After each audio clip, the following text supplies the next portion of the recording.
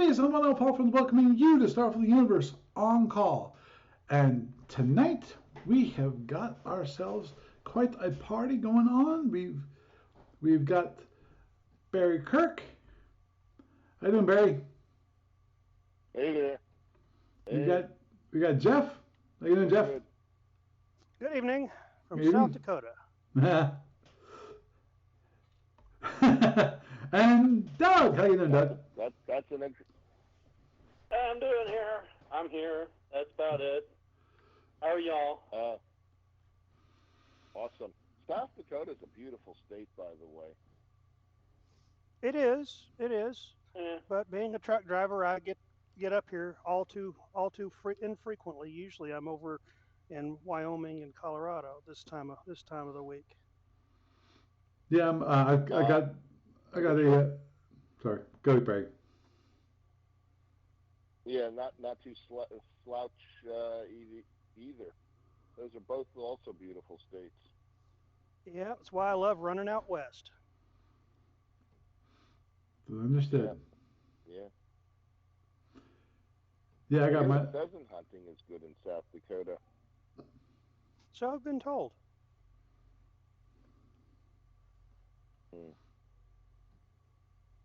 I don't get to do much hunting anymore. That was a young man's thing for me.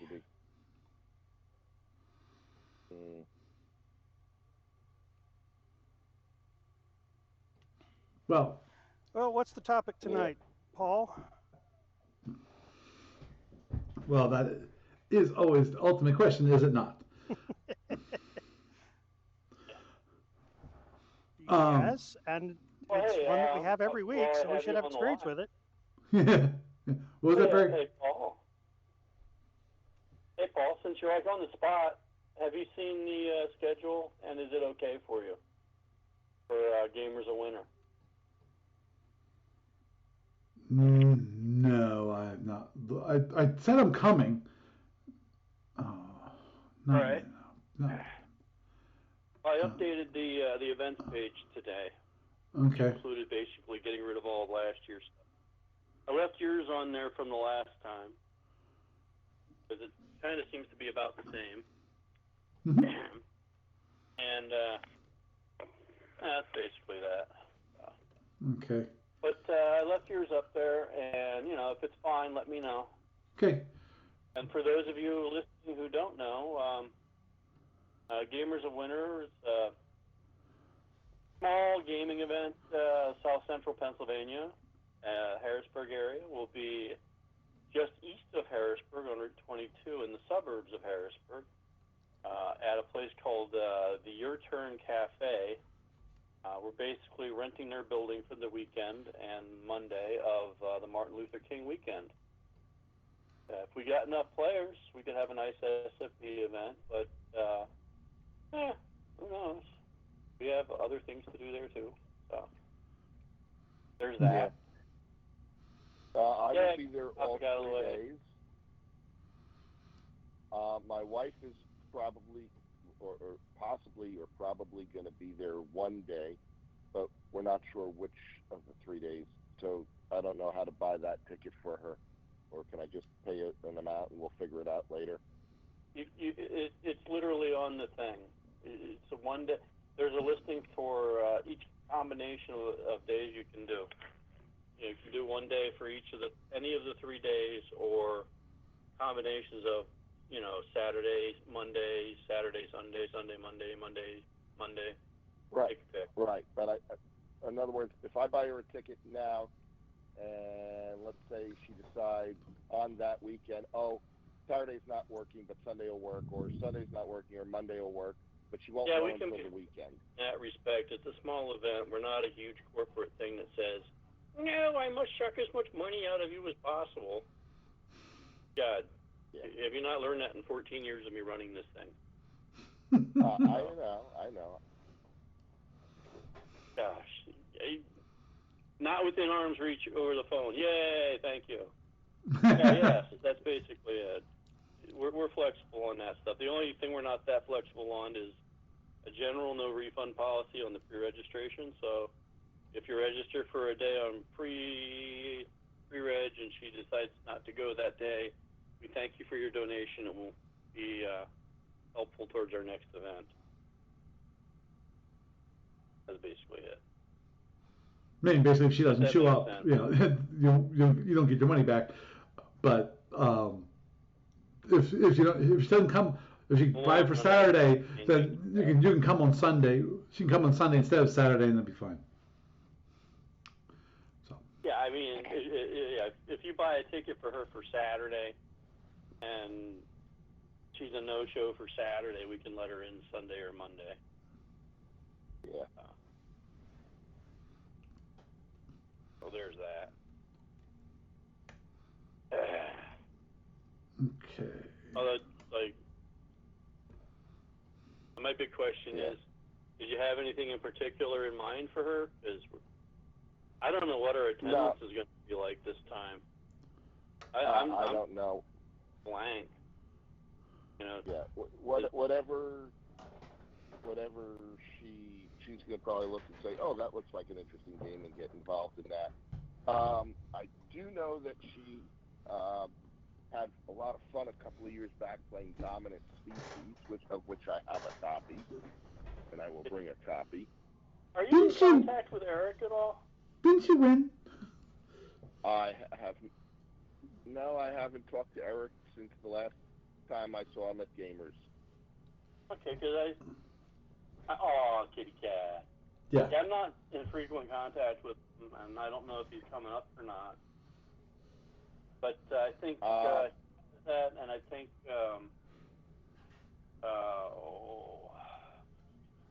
I know several people probably have that are coming. Yeah, Trish probably has it, but I'm not sure. She hasn't said what she's doing yet. If anything. What about Fritz? Haven't heard from him. I'll give Fritz a call. I'll see if I have Eric's number, and if I do, I'll give him a call. Be awesome. I am all for drumming up, come out here, and people sharing links and stuff like that. So if you have a Facebook account and you happen to be able to look at the thing, you can share it. I have a phone number for Eric. I don't know if it's current, but it is a phone number, so okay. I will give him a call. And I do know Fritz's number, so I will give him a call. Yay! And just for those of you who might be thinking about coming from out of town or not, we have no really close by hotels. I just want to let you know that for this particular event. The nearest hotel or motel is going to be at least a mile away. And a similar thing for all the fast food places. However, the Your Turn Cafe is actually a fully functional restaurant, and they said they will run the kitchen for us during the weekend. And bear in mind, we're going to be open, I believe, much longer hours than they normally have, and it's basically a closed event. So it's not like Joe X and his family are going to walk in to have dinner right next to your game. That's pretty much not going to be happening. They'll walk in and they'll pay for our badge, and then they can go eat dinner. But it's literally a closed event. We're renting the place for the weekend, and depending on how much we have in the pre-reg numbers, it gives us an indication so that they can prepare. The restaurant itself is looking at potentially putting up a buffet setup. That would be, an extra buffet fee for, the food part, but something where you can just kind of graze all day instead of having to order. So there's that. For those of you who like to graze. Mm-hmm. There's, a lot of people.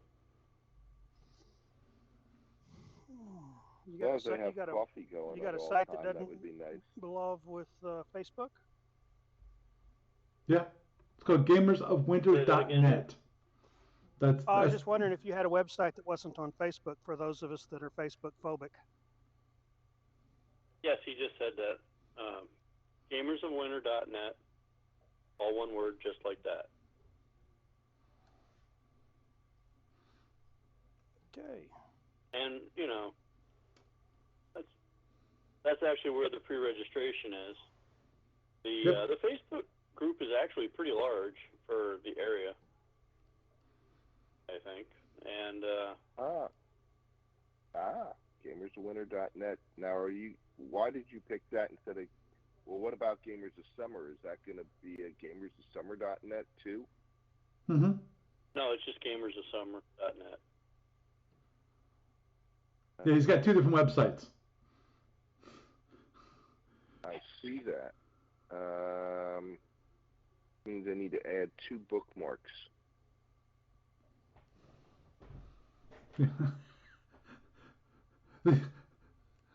Those are the two websites.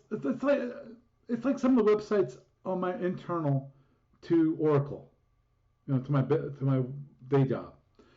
But I don't have bookmarks. I just memorize the URLs and type them in because they're so simple to memorize. So those are the ones like, why have a bookmark? Because Lord knows I've had way too many bookmarks. If I memorized every single website, if I didn't memorize some websites which were kind of obvious, or what's the average attendance been, particularly pre-COVID? Pre-COVID, we were getting around 80 in the winter time, and around 60 something in the summertime. And our peak that we had is like 110, I think, over 110. And that was out in Grantville. Right. So. Are you expecting what, about half that this year? If I get half that this year, I'd be happy. But yeah, I'm expecting about that. There is a significantly large D&D contingent that comes in as a group with like 3 or 4 tables that they run, and they've been consistently about a third to half of our attendees, but they've been like I said, consistent over the years. We haven't had enough SFB players at one time to run a tournament, but we do have people that are familiar with SFB and the SFU come in and do other stuff, like the board gaming aspect. Yep, that's very true. I would love to see. And this, if you play F&E and you want to have a nice weekend setup, you can do that at this one, because this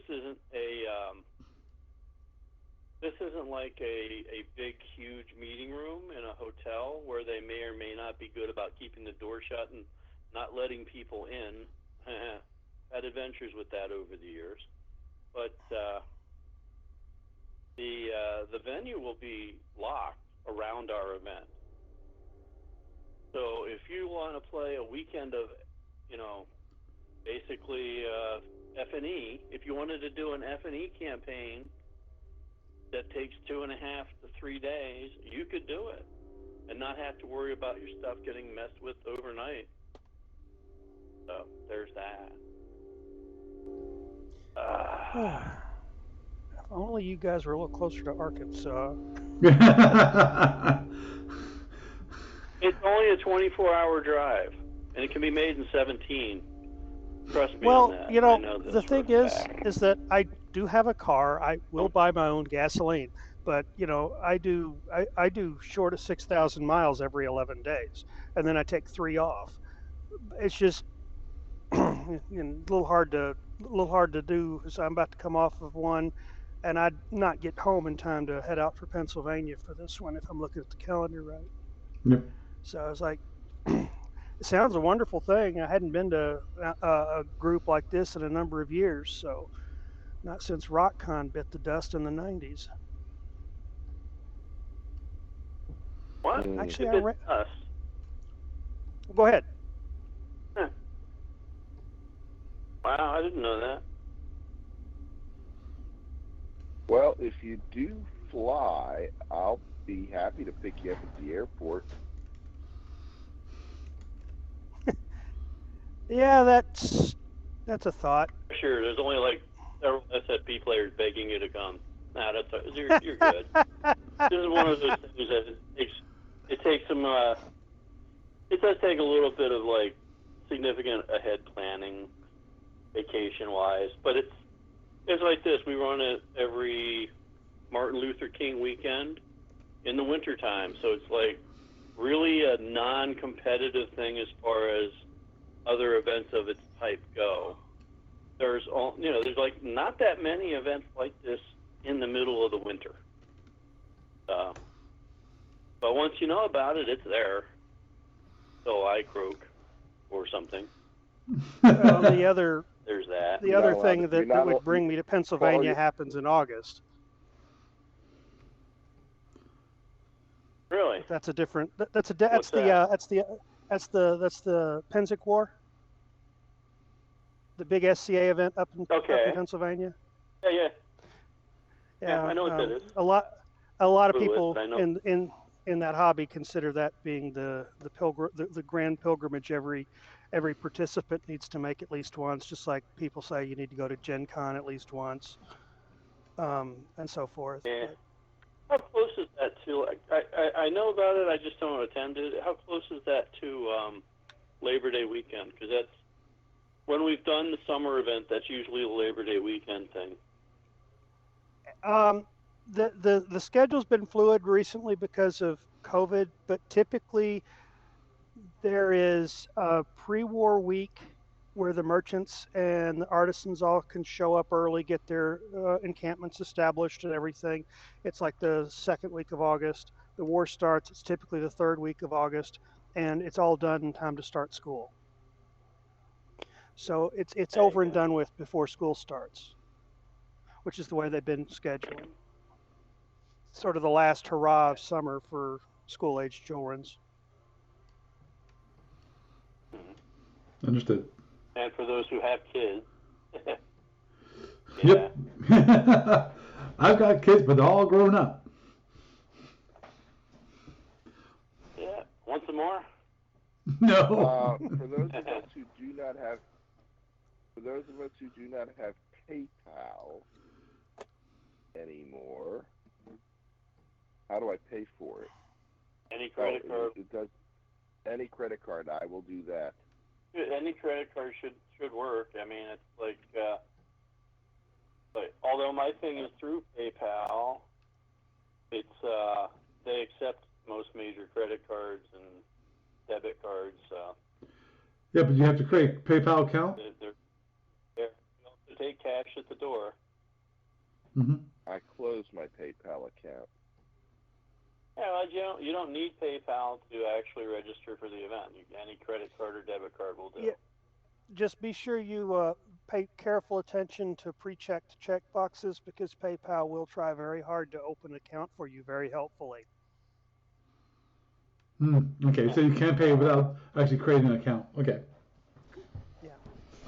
No, you don't have to create an account with them. You do not. You literally do not need a PayPal account. Like I said, any credit or debit should work for the button, which is the function of PayPal. Yep. The collection of money. I know some of us do not like PayPal because of some things they did recently. That's why I closed my account. I'm not sure what that means, but okay. I can understand that. You can. That's your. Go for it, Barry. Well, they basically said that there are certain things that if you decided to make donations to certain causes or groups, they were going to deduct $2,500 from your account just because. No, not from your account, from your linked bank account. Yeah, they would go after your linked bank accounts. It wasn't just your balance, your PayPal balance. They said, yeah, it wasn't just that they would go after. They would go after it as a collectible debt. Yeah. Yeah, and that ended very quickly. Yeah. And there was a massive outcry, and they said, "Oops, it was just a mistake. We didn't really mean to say that." And it's like, nah. Oh no, they meant it. Oh, I know they meant it. And They were helping people.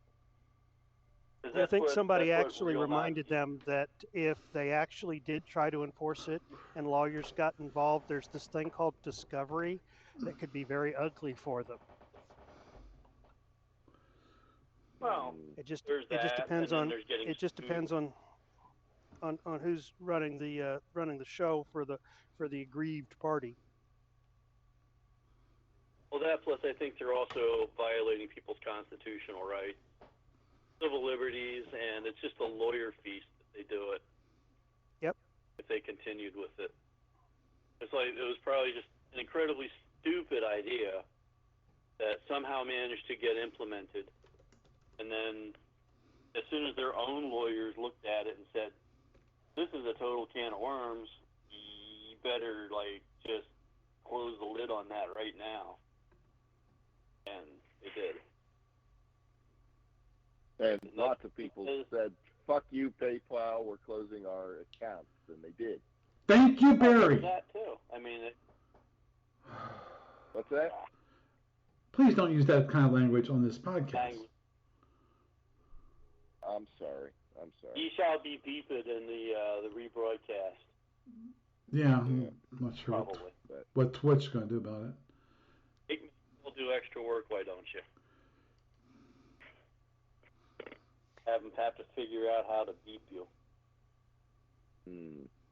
That's very beepingly bad. It was profanity, not blasphemy. It's not so bad. Understood. Blah, blah, blah, blah. Understood, but Alter rules, but broadcast. Yeah, in other words, I have to mark it if I use foul language like that. I have to mark it as explicit too. So. Keep it out. Keep it out. Make people guess. He might. Yeah. Of course, at this rate, considering all the spicy topics here, he might just say, "Let's just delete this whole section." Nah. Might be a short podcast. So as I was saying, there's that. You pretty much can pay with any credit card or debit card because it's PayPal. You don't actually need an account. They're a button function company. And this is a non-political thing, so there's that. Which is another thing. Just for those of you out there who may not want to attend these kind of things for various reasons, our mask policy is optional, and we're a non-political event. So basically, politics is left at the door. Gaming is the focus of the event. That's something I've explained explicitly to people in the past. Now you know that I'm a big proponent of the Star Kingdom of Man, of course, so I may be pushing their political agenda. Yeah, whatever. Because I am yeah. Don't make me start my own kingdom.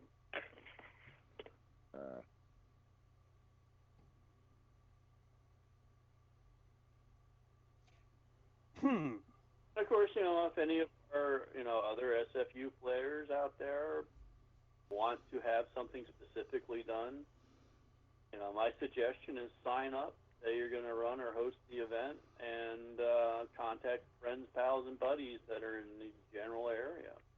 We're incredibly accessible from most of the East Coast.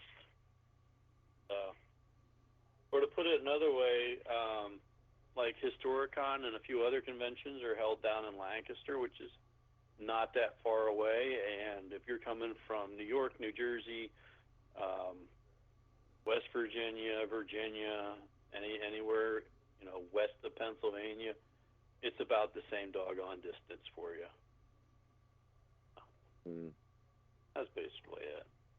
Okay, I'm about petered out on that topic unless anyone has any questions on it. I'm sure everybody else in the chat is probably going, talk about SFB, god darn it.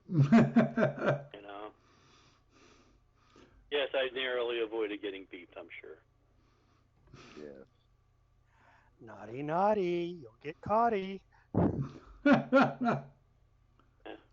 Well, there you were using blasphemy, not profanity, Doug. Oh yes, but I also changed the bad part of it the last second.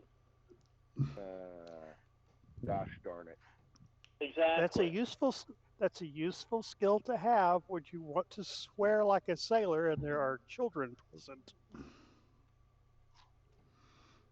Oh no, the kids. Where do you think kids learn that stuff from? Yeah, Doug. Their parents, not just. Exactly.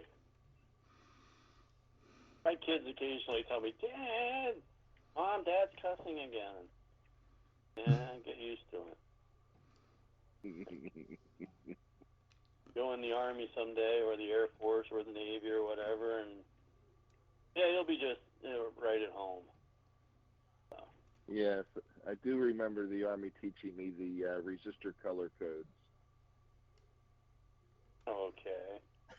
Well, yeah, there was a little ditty that we had. I won't do it, but there was a little ditty that they used. You know that ditty then. I have heard it. It is not little ear friendly. Yeah, you've heard of the timer 3.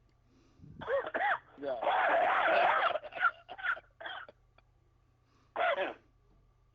No, that it is not. Then don't repeat it. The colors are black. Those colors are black, brown, red, orange, yellow, green, blue, violet, gray, and white. And they correspond with the numerical value, which allows you to calculate the value of a resistor based on the color bands on the on the ceramic piece between the metal leads. Yeah. And people have come up with some very creative and very lyrical profanities to try to help remember what those colors are and what the values are.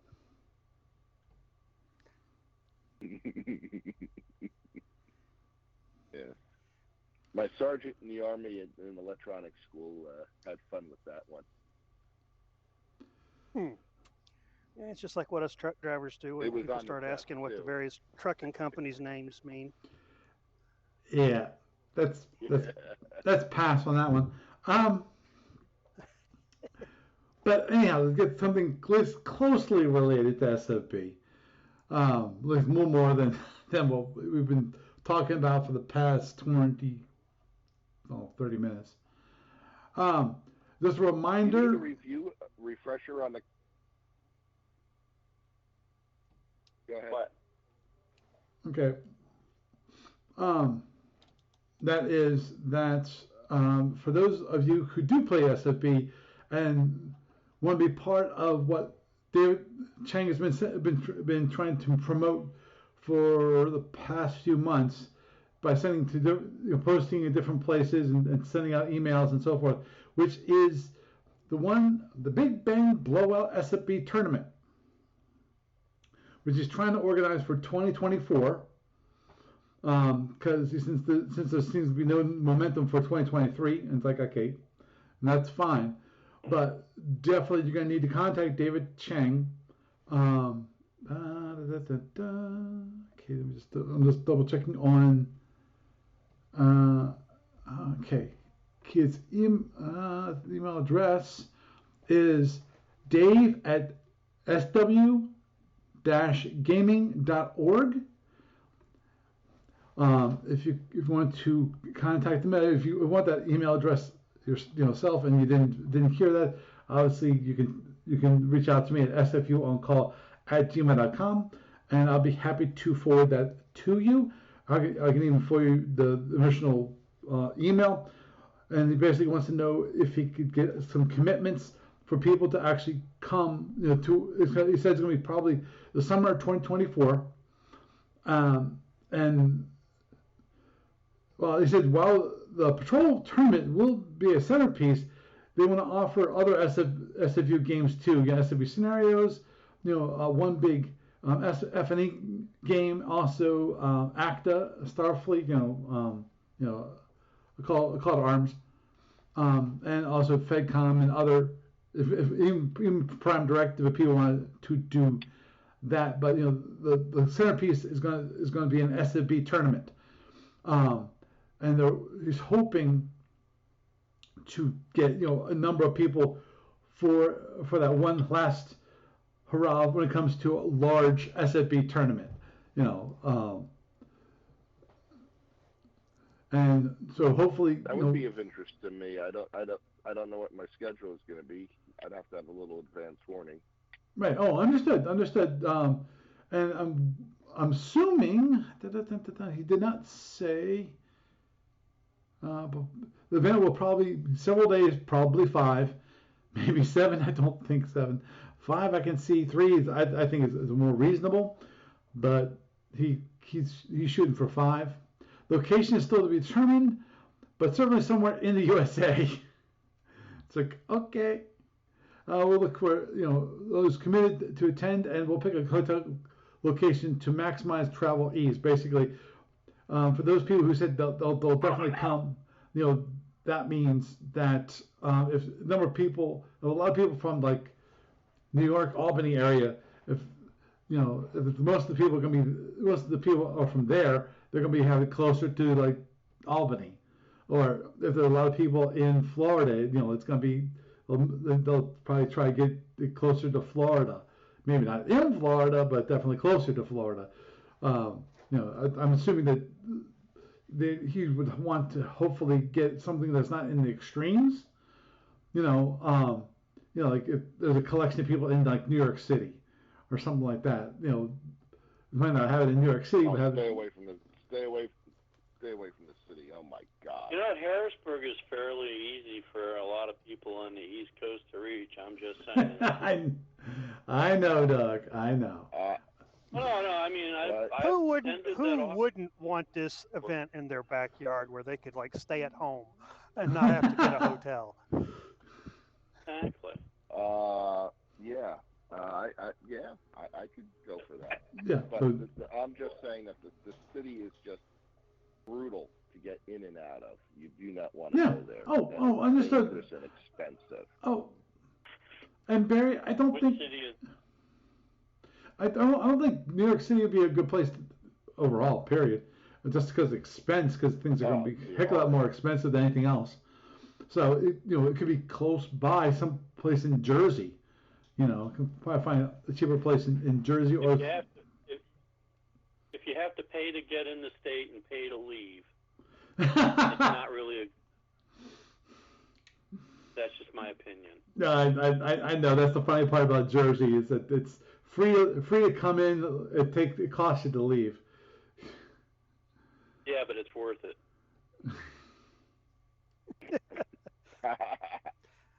There's a reason I run the West Coast and not the East Coast. I used to go to Atlantic City regularly back in the day. Yeah, I know that. I know that feeling, and yes, I'm okay with leaving Jersey. Once upon a time in my truck driving career, I was making deliveries inside New York City down on surface streets, and it's not any better when you've got a big truck. People think gross vehicle weight equals right of way. No, it doesn't. Not down there, it doesn't. They just think, oh, look, the lottery's about to hit me. Crunch.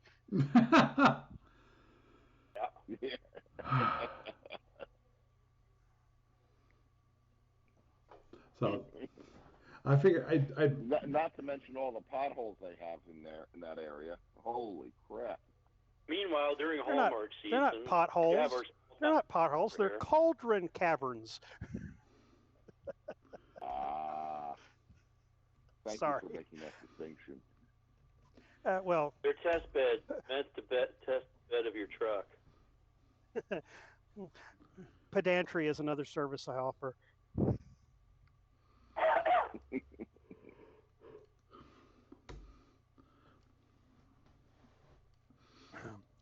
Yeah. Have you vapor locked there, Do Paul? we want to go back? So, Paul, what were we talking about with SFU Universe here? I was wondering, did we want to do a refresher course on the weapons of the Color Guard and that cruiser? Sure. That sounds like a good idea. Okay. Since we're running out of time now, so. So the antimatter cannon is their heavy weapon, and it's more powerful than a disruptor, less powerful than a photon. It's one turn arming, but it's got a 32 impulse delay.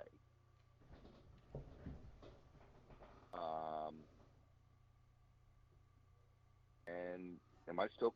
Can anybody hear me? Yep. Or did Yes. everybody mute? Oh, okay, yeah. So it's a bizarre heavy weapon in that the max range for overloads is 6, not 8. Well, it's again, it's Omega. You know, the whole idea of overload range is different in Omega than it is in Alpha, and which another reason why they shouldn't play against each other. Dig. It is.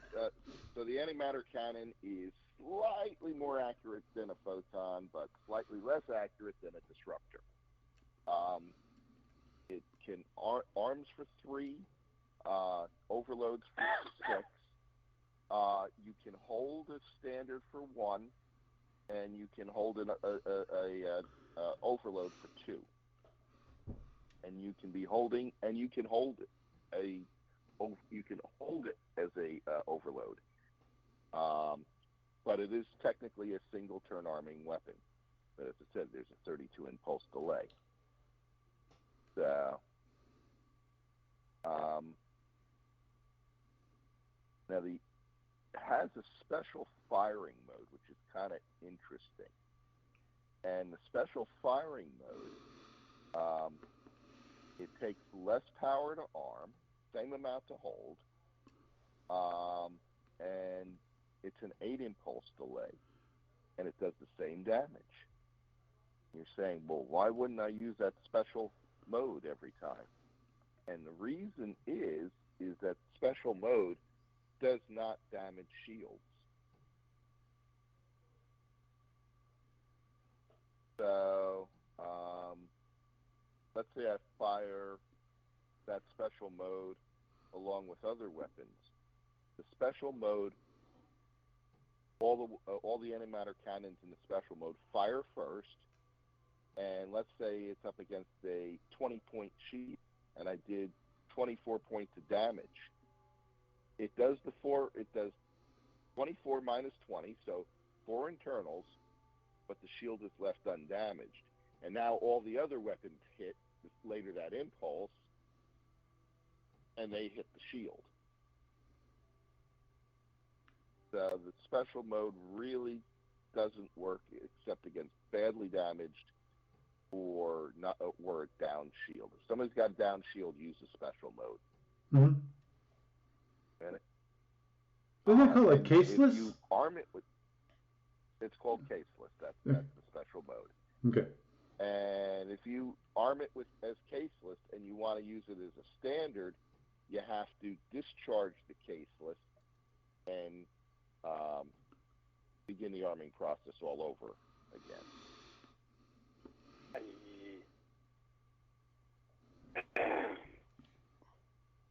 So. Really? Yeah. So that's the antimatter cannon. The antimatter cloud generator it's got a firing arc, and it basically does damage to an entire hex, to everything in there. Maybe everything in the hex, yes. Yeah, but it's other than at very short ranges, it has very poor accuracy. So at range 1, its to hit numbers on 2d6 is an 11, which is you're almost guaranteed to hit. It cannot fire at range 0, by the way. But at range 1, its to hit number is 11. 2 to 3, it's 9. 4 to 6, it goes down to 7. After that, it really starts to go downhill. The antimatter cloud generator is in some ways like an ESG. It fires from a capacitor. It's a 6-point capacitor. It does double the amount of damage as in the capacitor, so it's not quite as efficient as an ESG. But it hits everything in the hex. So if you've got a stack of drones coming at you, and you use that cloud generator and you pick a hex one away from you, you're almost guaranteed to wipe out the whole stack. And I'm not sure, I'd have to double check, but I don't think you have to use the whole capacitor. But I'd have to double check that one. Me too. Yeah. Also not sure where in the firing, I think that fires is a direct fire weapon. So if you're firing at that stack of drones at range 1 and you do roll boxcars, double boxcars, and miss the drones, then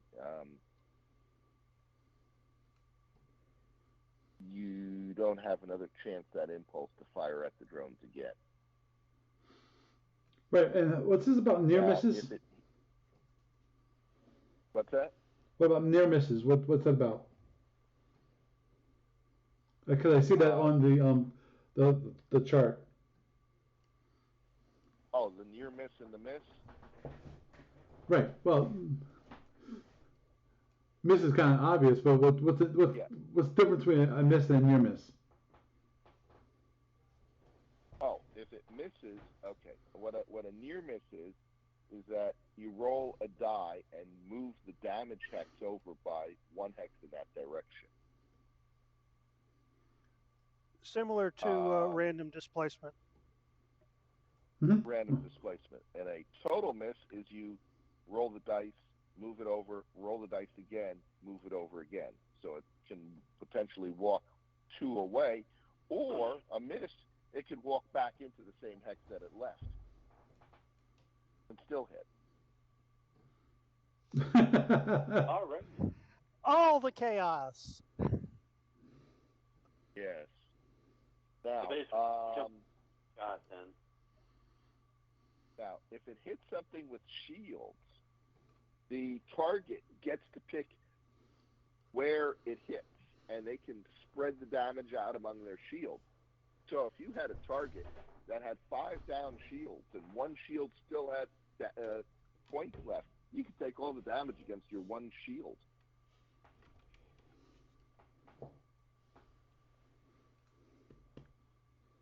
So it's really to be most effective against things that don't have shields, like fighters, shuttles, and drones.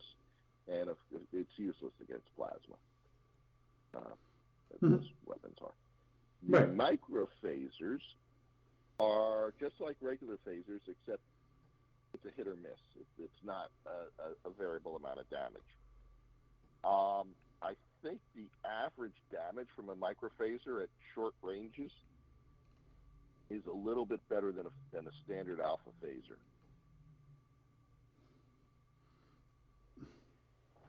And the just phaser eyeballing one, it looks like it. What's that? Yeah. Yeah, just eyeballing the table one, there on. It looks like it. Yeah.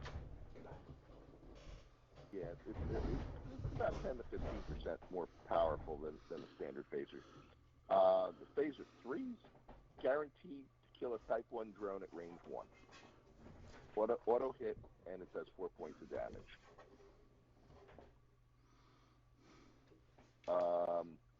Range 2, it's guaranteed not to kill a Type 1 drone.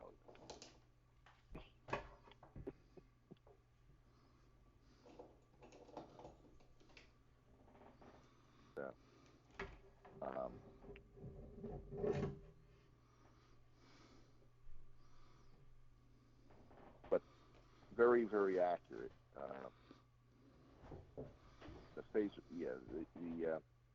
but at longer ranges, it does somewhat less damage. Yeah.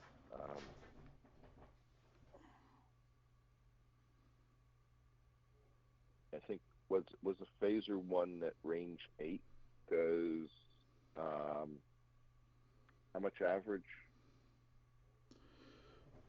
If you average it for with a regular phaser one versus the micro phasers, because range 15. How much is the range 8? I is think the phaser one 3 3 2 1 right? null and null null. Yeah, I think it's 3 2 1 and nothing. 0 0 0. Yeah, so phaser one at range 8 is average damage of 1, whereas this one at range 8 is 1.5. Actually, it does better. Yeah. It does 3 points of damage, but it only hits half the time. Right, so 1.5 average. Yeah, my bad. These things are more accurate and more powerful than a phaser one at all ranges. Yep, and the auto hits out the range, 2. They automatically kill, hit, 1 to 6. Just like the micro phaser, Range 2,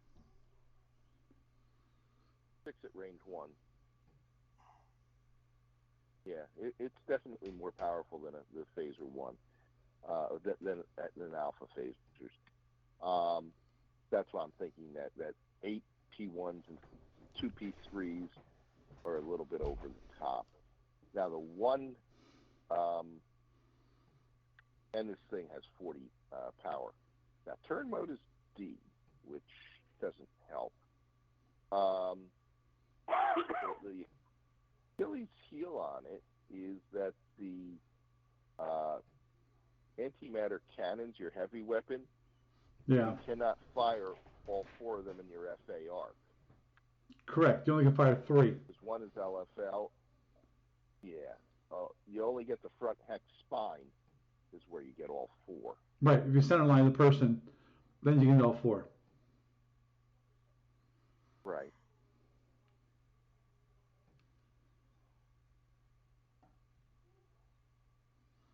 And a lot of the phasers are left side, right side.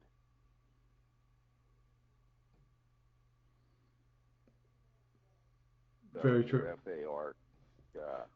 Well, the leading micro ones have a 180 arc, but it's not left side, right side. It's FA plus left or right, and then the ones in the after hull are left side, right side. Yes. Well, looks like the micro 3s also are left side, right side, midship. Right. And the cloud generators are left side, right side.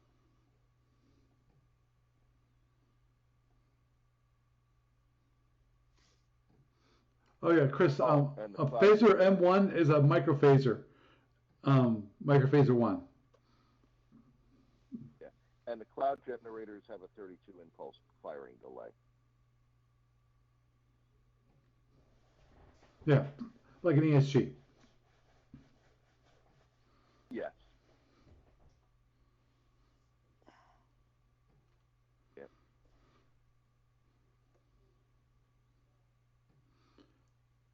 Which is. But if you fire it, and who are you going to be flying this against, Paul? That's what I have to figure out. No. What What are you going to? Barry's going to be flying the Caligar.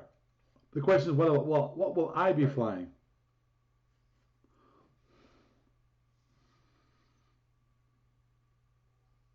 Plasma boat. But I'm thinking of taking the two of the P1s in the that are one LS and one RS P1 and converting them to P3s. Mm-hmm.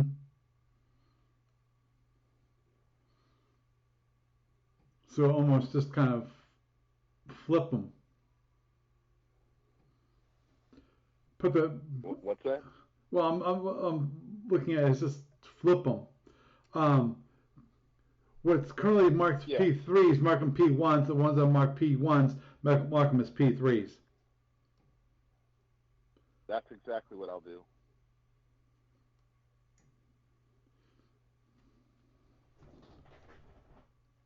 Yeah, I said I'll have to figure out what Omega ship I want to fly. Oh, you want to take an Omega ship? Yep. Okay. Let's see what I've got.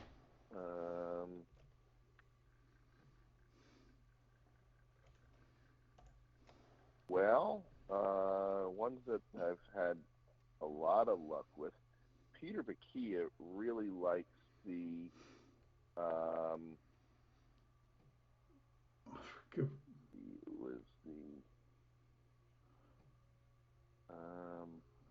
I know it wasn't the Trobrin. I know that wasn't his favorite. I forget the Trobrin was interesting, but no, there was another one that Peter Bakia really liked. Yeah, I know. I forget off the top of my head. I'm looking for it. What's that? I was just agreeing with you that there was one he really liked and was trying his best to kind of balance it. Alunda. Alunda. Yeah. The Alunda. Yes. And the Alunda was. Let's see. You want me to email that to you? Can you share that? Can people see the screen? Or? Yes.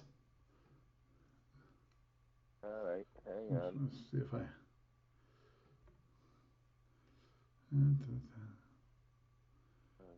Paul goes.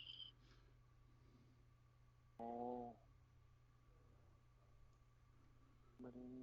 Alunda.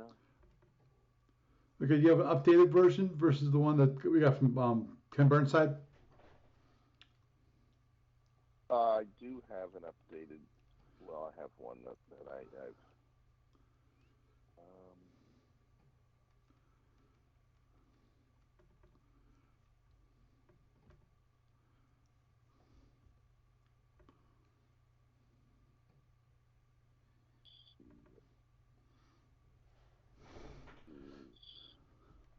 Because I have the one from Ken Burnside, sitting right here with the bioelectric bolts, plasma whips, attraction repulsion field tables. Right. Yeah, I have two versions. Let me see what the dates are on them. Oh, plasma whip, that's what that is.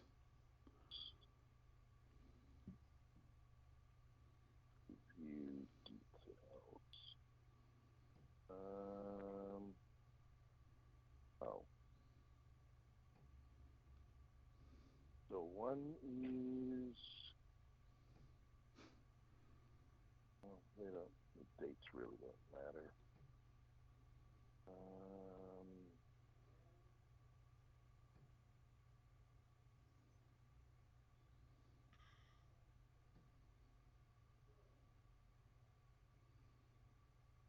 Let me add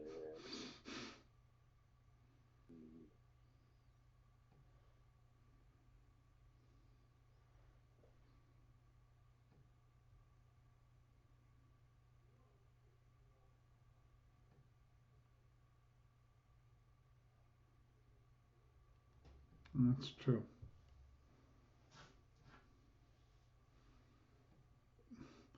Yeah. We're trying to balance that thing.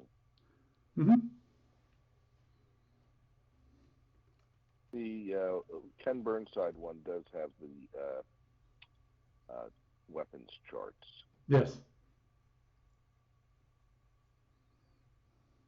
So let me try to figure out what the difference is. So the one is 1, 2, 3, 4, 5, 6, 7, 8, 9, 10, 11, 12 biobolts. And the other one. Yeah. Burnside only has 10 bio bolts. Right. And I had added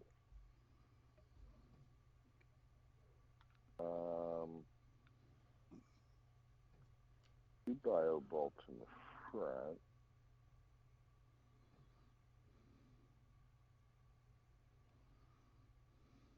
Yeah, I think the Ken Burnside one's probably a better, because I know that we had tried the 12 bio bolts, and I think Peter Bakey was undefeated in that one. Okay, so you think... so I'm thinking it was a little low.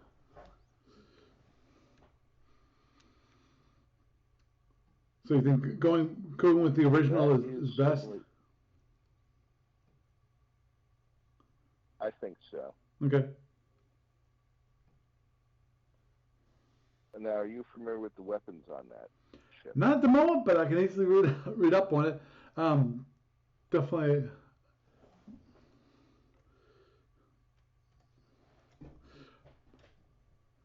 I can. Yeah, the bio bolts.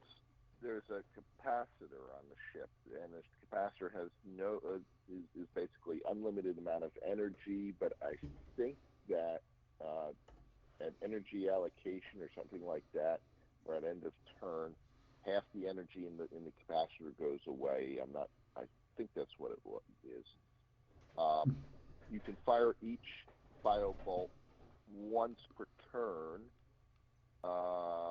and you can use a half point, 1.2 points, or 4 points of energy for each firing. But if you fire as a half point, you can't fire it again that turn.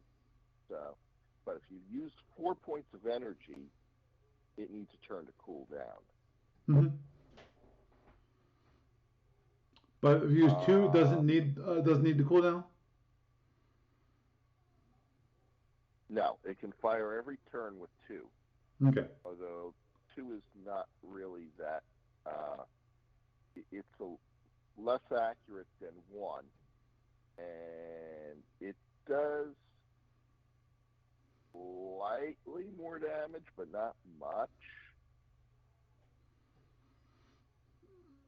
I mean, look at range 5 to 7. It does 4 versus 3, but it's less accurate and takes twice as much power. Right.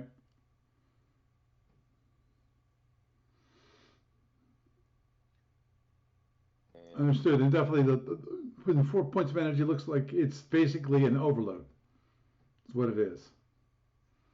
Not to mention the fact that the SSD looks like you're one catastrophic shuttle detonation away from splitting your ship in 2. Agreed.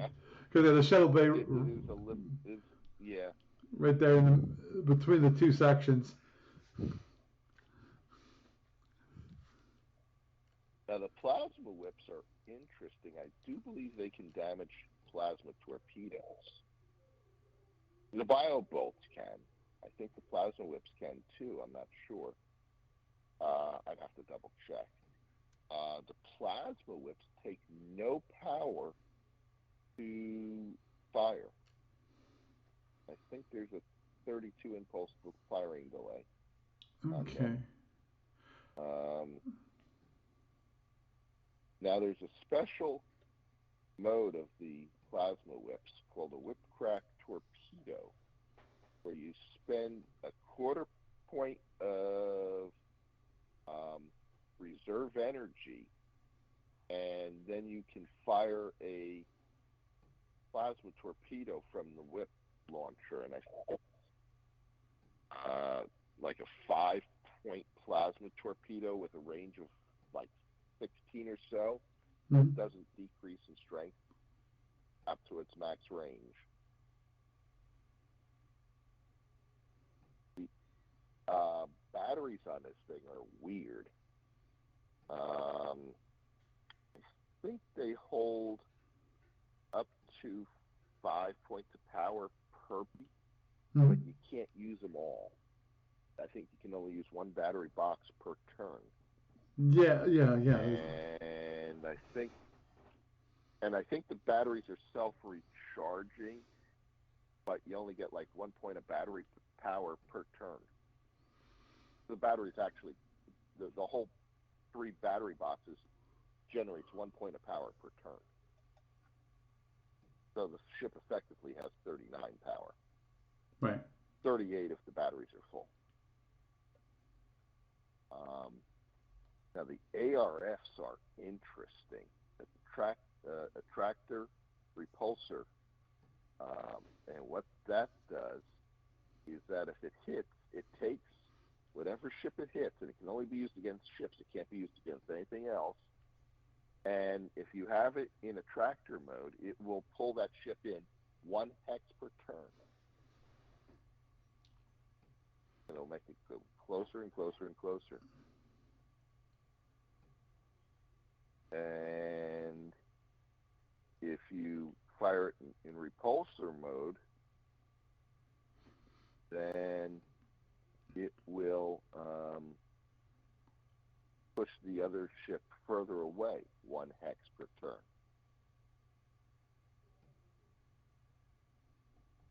And that's pretty, it has some pretty good uses. There's also this thing called a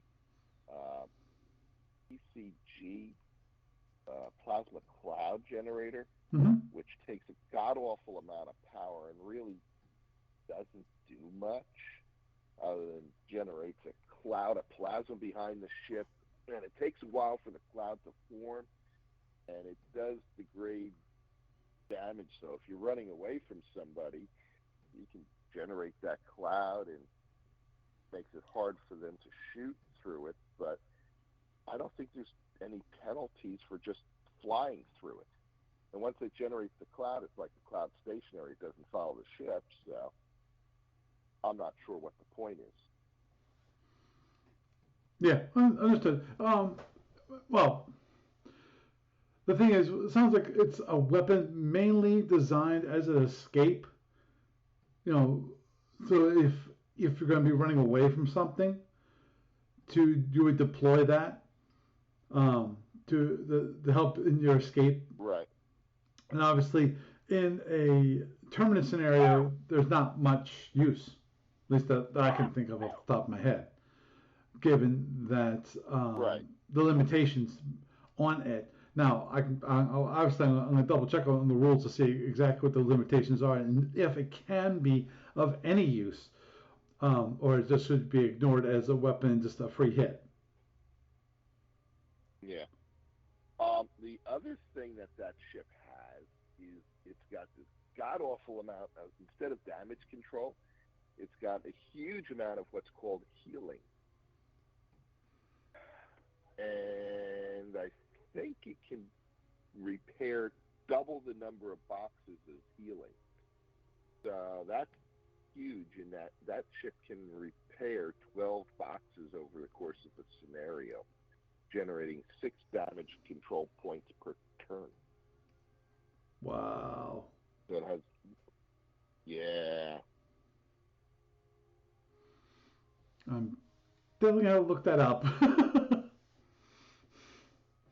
That'd be very useful. I don't know why the Ken Burnside one has 4 tractors. That makes no sense. I think when I redid it,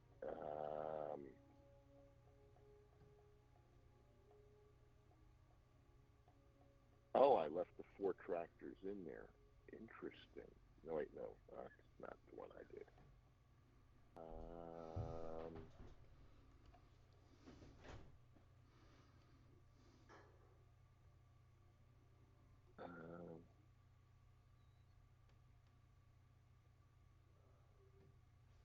You can only recharge the batteries with APR.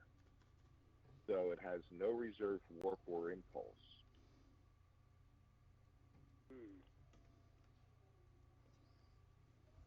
That's nasty. Yeah, that's kind of a big handicap right there. Yeah, it is a huge handicap.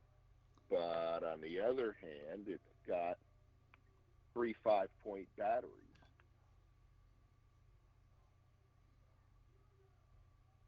True, true. Yeah, and your version of the ship with the 12 biobolts has only 2 tractors. Yes, yes. What product is this stuff in, or where can somebody find this stuff now, or is this just Well, in unpublished hell? there's the Oops. no, it's actually published. There is the Omega Master Rule Book, which you can purchase on E23. Yeah, I was looking at that, but it contains says the it doesn't have any rules. SSDs. Right. No, it doesn't. The tournament SSDs were created by Ken Burnside, and I think I posted a lot of them on Starfleet Battles Online, so you can look at those ships online. Are they still there, Paul? Where did you post them? What's that? Where did you say you posted them? Because they're definitely part of the online client. That's true. Yeah. Outside of the client, I don't think there is any place that's on the web that you can get them. Right. Because I just checked on AW's website and they don't have anything for an Omega tournament page. Right.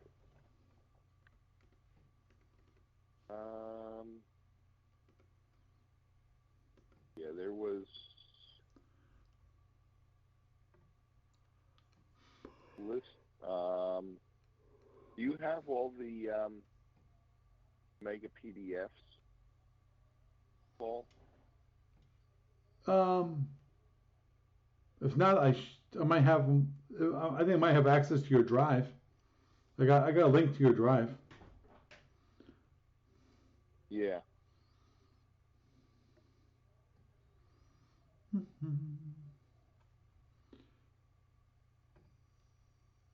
Okay. Did not mean to do that. Oh well. Okay, there it is. Save my butt. I'm just looking at FedCom. Yeah, because you can get the Omega 1, 2, 3, 4, and 5. Those products. Those will actually have, the actual SSDs. I'm not sure if those SSDs are available on Warehouse 23 or not. Excuse me. There's the master rulebook for the Megas. And okay, of course, obviously ADB.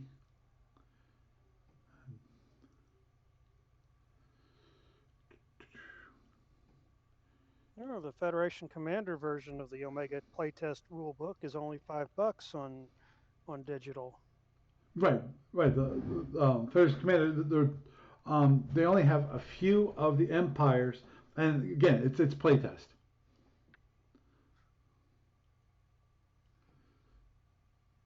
Yeah. Yeah, I don't see anything.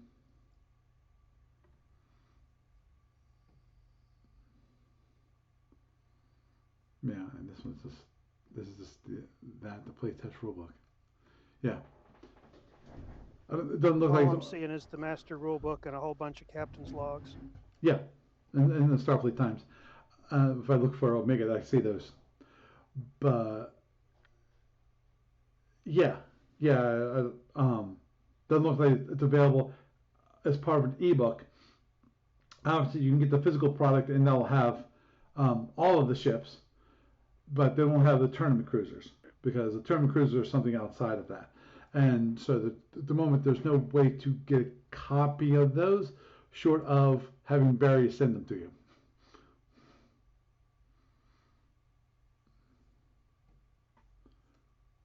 You want a copy of them? I wouldn't mind. All right. I'll need your email then. Why? Let's. Jeff, send me your email at sfuoncall@gmail.com, and then I'll forward that on to Barry. You've got it. Yeah, I've sent it to you in the past, but I'll zap you a note real quick. Okay, yeah. It'll also be a reminder of me to send it to Barry. Works. Or Paul, do you have a copy of all of them? I got the original ones. I got a zip of all the original tournament cruisers from Ken Burnside. Well, that's what I was going to send. Why don't you just send that? Okay, will do. Yeah, just send me the reminder, Jeff, and I'll forward it to you.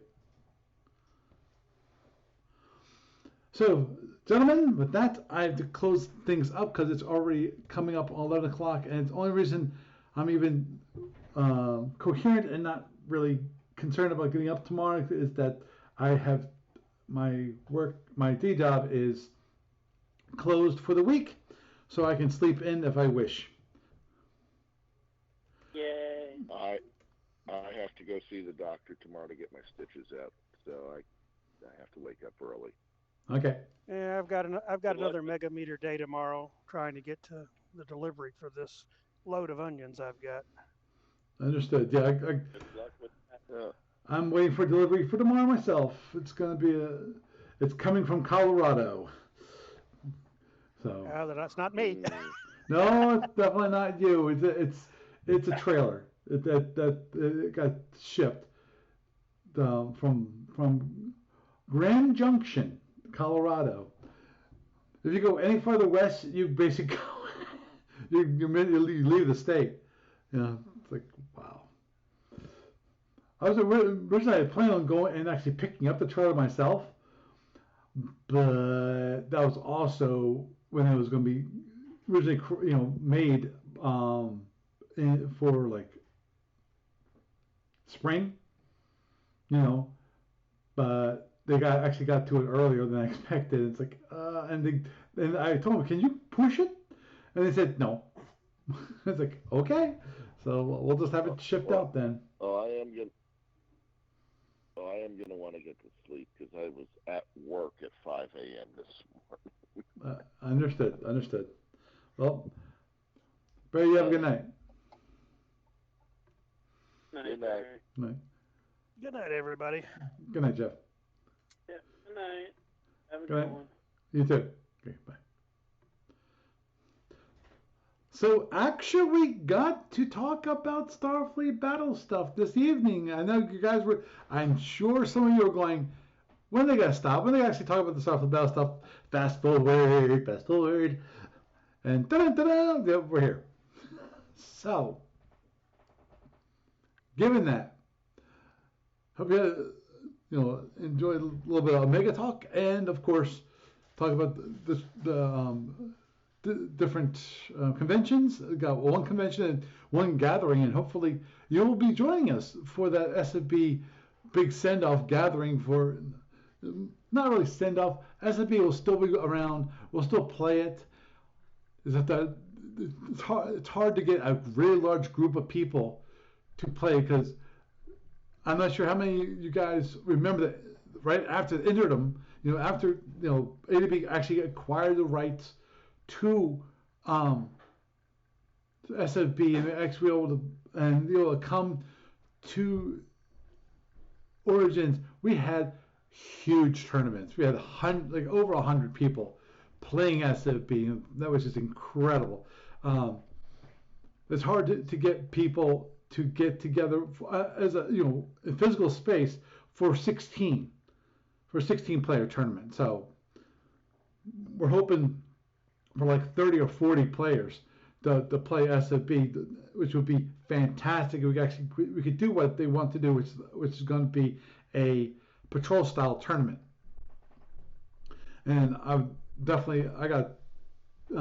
email Dave and said I'm in, and just hopefully it's not going to be like on the West Coast.